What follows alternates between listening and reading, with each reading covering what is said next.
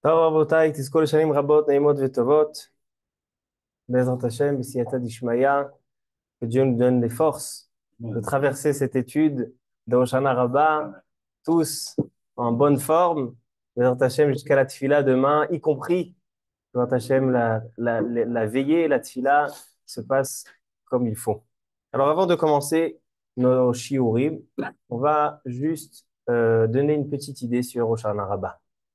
J'ai vu dans le Sfat Emet quelque chose de magnifique. Vous savez, il y a marqué dans le Passouk, c'est un Passouk dans le prophète Amos, où il est écrit Aryeh Sha'ag mi lo ira. Lorsque le lion rugit, qui sait qu'il ne craint pas? C'est quoi Aryeh? Aryeh, Rachet Evot, dit le Shla Kadosh. Aryeh, Rachet Evot, Elul, Rosh Hashanah, Yom Kippourim, Hoshana Rabbah. Aryeh. C'est-à-dire qu'il y a 4 temps de crainte, quatre moments dans l'année où on se réveille à la grandeur et à la puissance d'Hachem et donc au jugement d'Hachem, c'est ces 4 moments-là. Aryeh Sha'ag Miloïra. Lorsque ces moments-là arrivent, qui sait qui ne craint pas? Et donc, Hoshana Rabbah, c'est en fait le dernier jour de jugement. On sait que la Mishnah nous dit que Bachag Nidonim Alamaim, c'est-à-dire que Sukkot, c'est la fête, on est jugé sur l'eau. Pourquoi on en fait Rosh Hashanah, on a été déjà jugé pas mal, non? Pourquoi l'eau, on en fait quelque chose de particulier? Parce que l'eau, c'est la vitalité la plus simple du monde et de la création. Et sans eau, il n'y a pas de création. Et donc, le jugement de Hoshana Rabbah, c'est un jugement qui se termine, le jugement de Sukkot sur l'eau. C'est pour ça qu'on va faire beaucoup de demandes sur l'eau dans les Hakafot. On va parler beaucoup de maïm, parce que l'eau, c'est la vitalité la plus, la plus nécessaire, indispensable pour la création du monde. Il dit le Sfat Emet. Il dit le Sfat Emet quelque chose de très intéressant.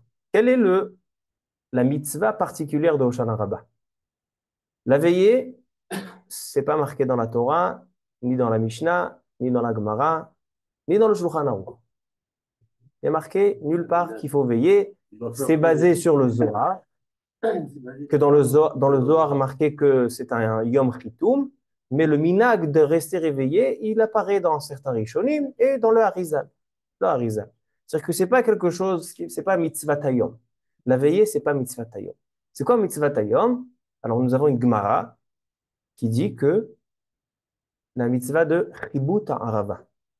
Chibut Arava, c'est donc on va prendre la Arava, étant donné que le jour, la Mishnah dit que au Bet Amikdash, le jour de Hoshana Rabbah, on tournait 7 fois autour du Mizbeach avec les Mourbiyot, c'est-à-dire les grandes Aravot.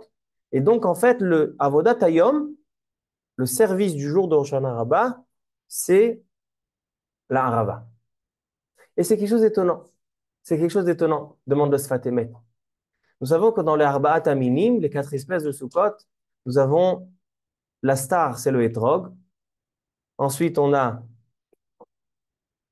Hadas, Lulav, et à la fin, c'est Arava. Pourquoi on les positionne de cette manière?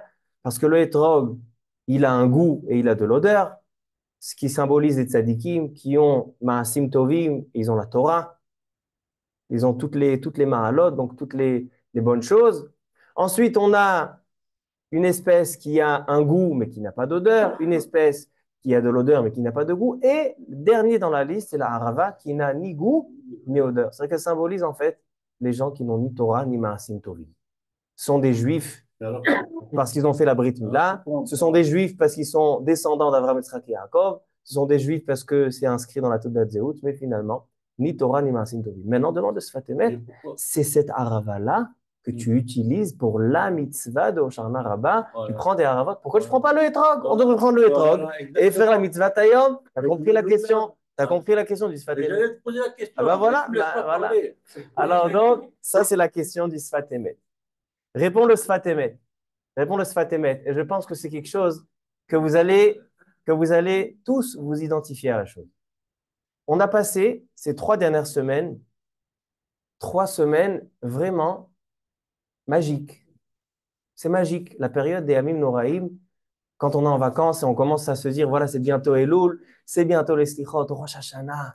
On va se lever au net, on va se lever tôt, et le chauffard, et le Yom Kippour, et le jeûne, et les slichot au kotel à minuit et demi, et aller construire la soukha, et aller choisir Arbaat Aminim. On a vraiment vécu une période magique où on est, trois quarts du temps, on n'a pas travaillé, on est complètement transporté, complètement propulsé. Maintenant, qu'est-ce qui s'est passé en fait pendant cette période-là? Rosh Hashanah, on est arrivé en tant que Imke Banim, Imke Avadim, comme les enfants d'Hachem, comme les esclaves d'Hachem. On a dit qu'Hachem c'est le roi, on a sonné le chauffard de l'intronisation du roi, on a nommé notre roi. Ensuite, on a Aseret Yemei et tout ça, bien sûr, ça suit les 40 jours de Slichot, où on annonce tout le monde, Chatanu lefanecha harachem alel, une proximité avec Hachem, quelque part, d'aller, de dire et de chanter. On chante, nous les Sfaradim, on chante, Chatanu lefanecha harachem alenu. C'est un chant, on chante, Chatanu lefanecha, oui, parce que on se sent assez proche d'Hachem que quand on a fait des erreurs, eh ben, on lui chante, oui, j'ai fait une erreur. Ensuite, on a Yom Kippour, on est arrivé à un niveau d'ange. On n'a pas mangé, on n'a pas mis de chaussures. On s'est comporté comme des anges. Notre fête, notre Chag de Kippour, c'était de se comporter comme des anges. Ensuite, on a Sukkot. Ah, depuis la Hira, on est arrivé à Ava, Vimino Techabekeni, on prend l'Arbaat Aminim qui symbolise l'Achdut du Ham Israël, tout le monde dans la même Soukha, tout le monde dans la même Agouda. Mais là, arrive Hoshana Rabbah. Hoshana Rabbah, c'est juste la fin de la période magique avant de reprendre la vraie vie. Et donc, il dit, si pendant cette période-là, on a tous donné notre maximum, ceux qui ont du mal à se lever le matin, eh ben, ils se sont levés le matin. Ceux qui avaient du mal à rester tard pour les stichot et pour Atarat Nedarim à minuit et demi, 1 heure et quart, ben, ils sont restés. On a tous fait un maximum. On a parlé de Sukkot, c'est la fête de la Hardout, la fête de l'union. Eh ben, on a tous fait des efforts. On a invité quelqu'un, on s'est comporté mieux avec nos voisins, etc. Mais il dit le Sfat Emet, maintenant, tu termines cette période-là, maintenant, chacun reprend le même taux de mitzvot qu'il a dans l'année normale. Chacun va se relever à la même heure. Chacun va reprendre les mêmes heures d'études et chacun va refaire la tête à son voisin qui fait la tête de manière générale, sauf que pour Amin Noraim, il a fait des efforts. Alors donc en fait, et on n'est plus l'otam veloreach. On redescend à notre niveau. Parce que ça y est, on reprend la vie. On a fini Amin Noraim, on a commencé l'année comme il faut. Mais maintenant, ça y est, on prend la vie. Et ben on lâche un petit peu la Torah, on lâche un petit peu les mitzvot, on lâche un petit peu cette ardoute. Et qu'est-ce qui va se passer? Alors Akadosh Baruch Hu, il dit, attendez, maintenant, je termine le jugement, Shana Rabbah. Mais je vois où vous allez. Vous avez fait jouer un très très beau jeu pendant 3 semaines. Alors là, ce qui se passe pendant Shana Rabbah, c'est qu'on vient chez Akadosh Baruch Hu, on dit Akadosh Baruch Hu. On n'a plus d'ardout. Arbaat Aminim, ça y est. Itparek. Il n'y a plus. On a Itparda Chavila. On a séparé cette union de ces Arbaat Aminim. Et non seulement ça, c'est que maintenant, on ne va pas faire le service de ce jour avec la star, avec le hétrog, celui qui a Torah, celui qui a Maasim Tovim, celui qui a une bonne odeur et qui a un bon goût. On va prendre la harava. La harava, le plus bas niveau.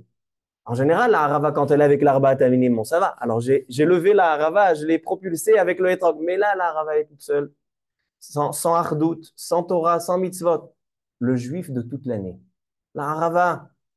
Et avec ça, Kadosh Baruch Hu, je fais le reboot et je suis mematek et adin. Et je veux que le jugement de dernier jour de Sukkot se fasse justement avec ce qui représente ma vraie vie de tous les jours. C'est vrai que j'ai fait des efforts toute cette période-là, mais j'ai envie que le jugement se fasse avec ma vraie vie de tous les jours. Et il dit alors comment il marche? Si vraiment le jugement de Shana Rabbah avec la Harava, qui est toute seule, qui est sans Torah, sans mitzvot, sans hardout, comment ça marche? Alors il dit, Kadosh Baruch Hu, il a une proximité avec ses enfants. C'est que la Harava qui ressemble à quoi? Qui ressemble aux lèvres.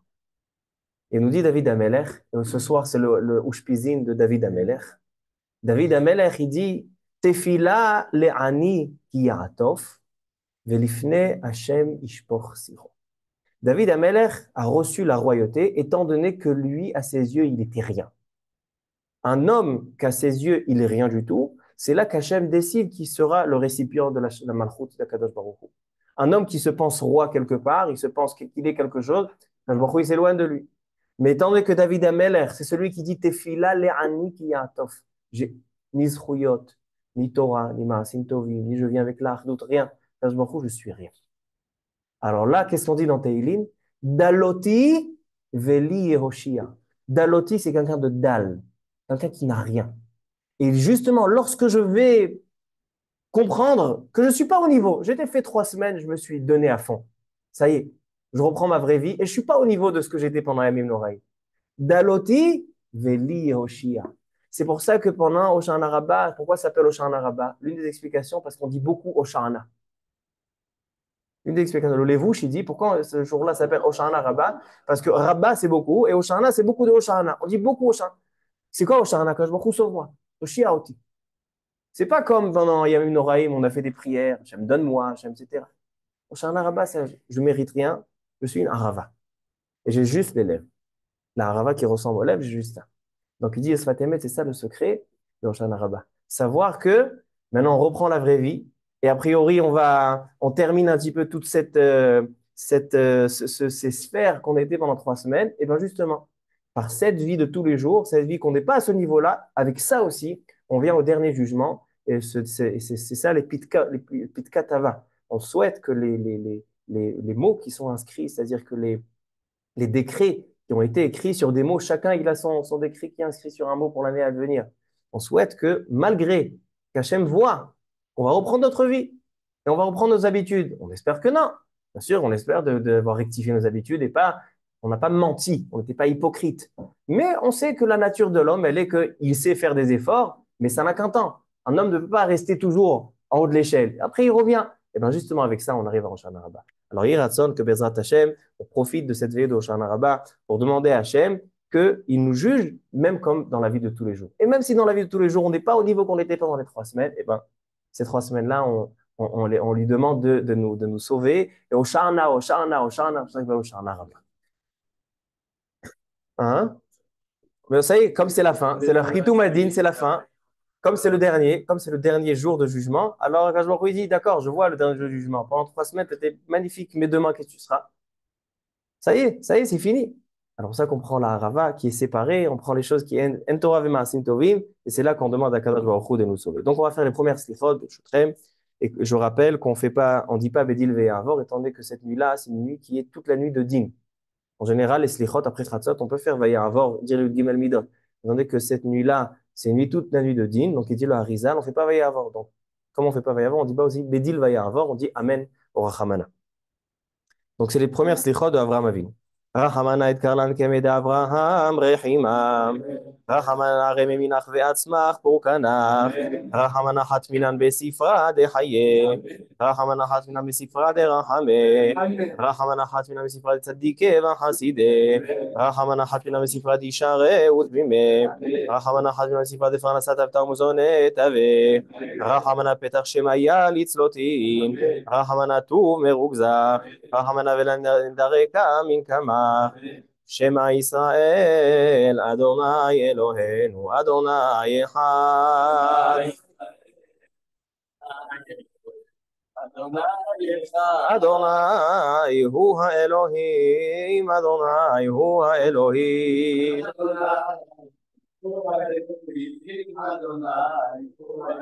אדוני הוא האלוהים,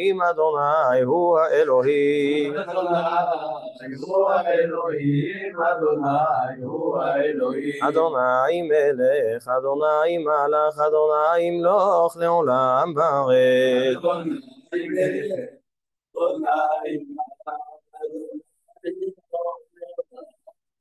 אדוני מלך, אדוני מלך, אדוני ימלוך לעולם בארץ.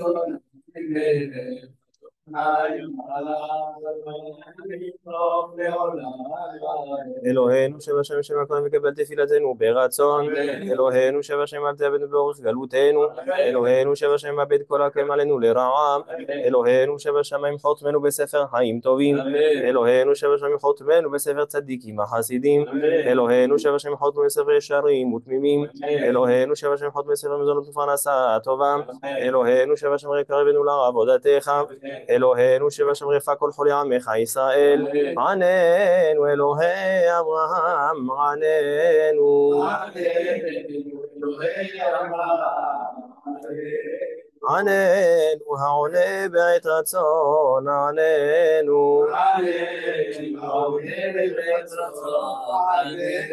עננו רחום וחנון, עננו.